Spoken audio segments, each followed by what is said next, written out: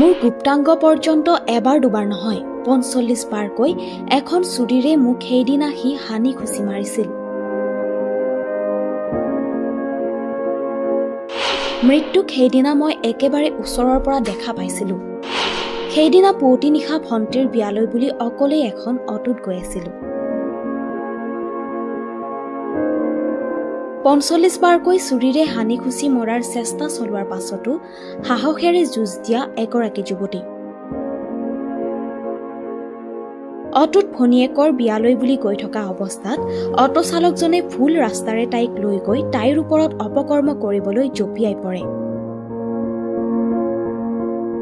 তাৰ পিছত তাইৰ মূৰ, পেট আৰু গুপ্তাংগকে ধৰি সৰ্বশৰীৰত ৪৫ বাৰকৈ চোকা অস্ত্ৰৰে হানি খুচি তাইক হত্যাৰ চেষ্টা চলায়।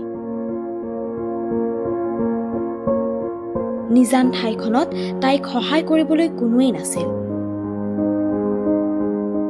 বহু সময়ৰ পিছত এজন লোকে আহি তাইক হস্পিটেলত ভৰ্তি কৰে। চিকিৎসকে বহু কষ্টৰে তাইৰ জীৱনটো ৰক্ষা কৰে যদিও ৩ মাহলৈকে তাই কেৱল শুইয়ে থাকিল। বহুতে কৈছিল ইমানকৈ জখম হোৱাৰ পিছত তাই হয়তো আৰু জীয়াই থাকিব নোৱাৰিব।